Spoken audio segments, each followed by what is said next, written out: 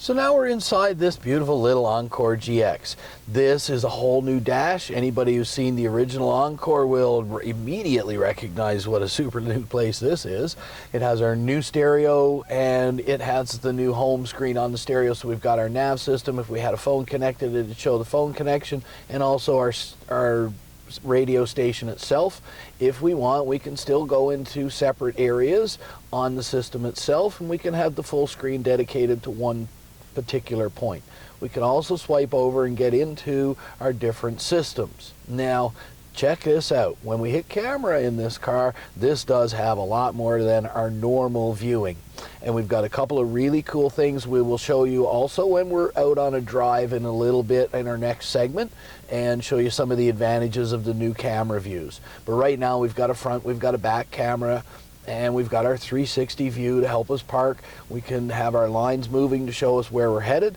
On our 360, it'll show us where our corners are headed, not just our wheels. So we can line up and make sure we're not going to tag anybody sitting next to us. We've got a hitch view for anybody who actually wants to hook up the trailer hitch and tow something with this little thing. It doesn't tow a whole bunch. We've got about 1,000 pounds of towing, but most people will hook up a bicycle rack anyway. And for any parking in a tight spot, we can do that as well. Now, back out to our home view, and we'll get into our stereo. Again, we've got voice commands, and again, we've got the new XM radio. So this has a different type of a system. Not only does it access satellite radio channels, but it can also access some of the Wi-Fi channels. We do need a Wi-Fi connection for that, and it's part of the Sirius XM, the new Sirius XM subscription system, if you have that in your cars. One of the things about Sirius XM 360, GM is the only manufacturer right now with it in pretty much every model that we build, and some other companies are just rolling it out in 1 or 2 models right now.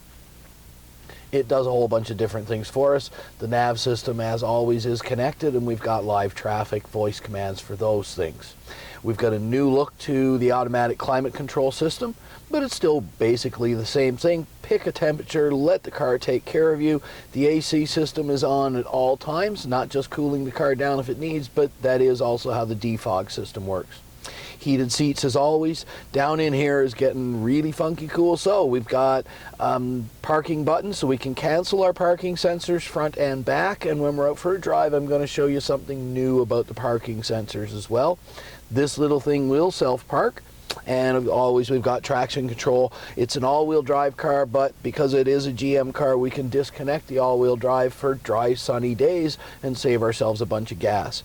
Auto stop, of course, in the car, as with all General Motors vehicles. We've got the new electric park brake.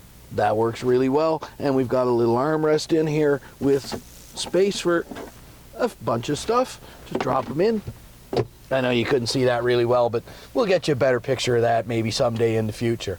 As always with GM, we've designed our wheels to spend both hands on the wheel at all times, and you can control your car from the wheel. So this set of buttons controls our driver's information center in front of us. That's telling me my speed limit right now. I can get into my info, I can get into my trip meters. We can also do our fuel information, oil life monitoring, tire pressures.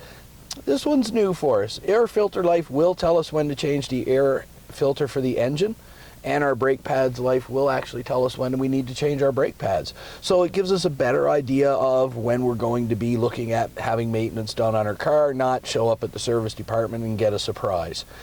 Following distance will tell us how far away we are from the bumper in front of us, and well, except when I'm shooting a video, I never want that information because it's just telling me I'm too close. Driver assistance will tell us when we're about to wander over a line. Of course, this has lane keep assist. Anytime we're above 60 kilometers an hour and we wander over a line, it will turn the wheel and put us back in place. If you want to drive incorrectly, we do, however, allow you to do that. We just bump the wheel to remind you you're driving wrong, but we let you. It's got automatic wipers.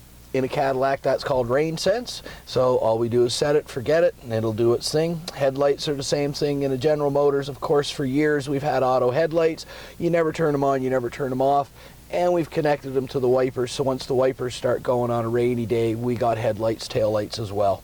One of the other features that we now have is auto high beam. So We use the camera above the mirror.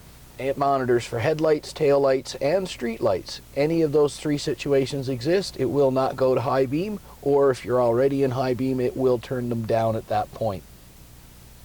Everything is controllable from our steering wheel, voice commands. We've got Siri pass-through. We've also got Apple CarPlay and Android Auto, so we can activate Siri or the Google Assistant, all just by holding the button for a couple of seconds, and that brings us up.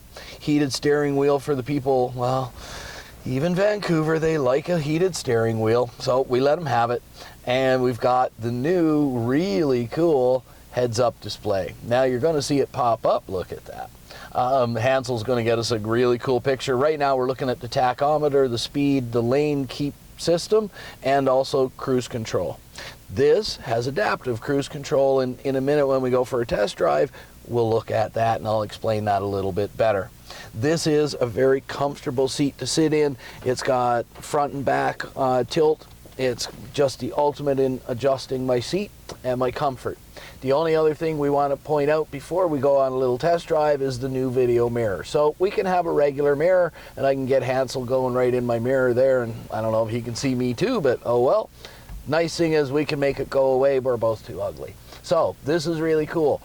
It's got a video screen or video camera mounted on the back of the car. There are no blind spots at this point because it sees everything to the side of the car, and it actually sees out a little bit further than our side mirrors. So when we're driving down the road, it gives us a lot of information. At first, some people find it a little bit distracting, but most people get used to it within a couple of minutes. If not, we can zoom it in. That's something that's really handy. So we don't have to see all the information available to us. We can zoom it in and have it a little less distracting.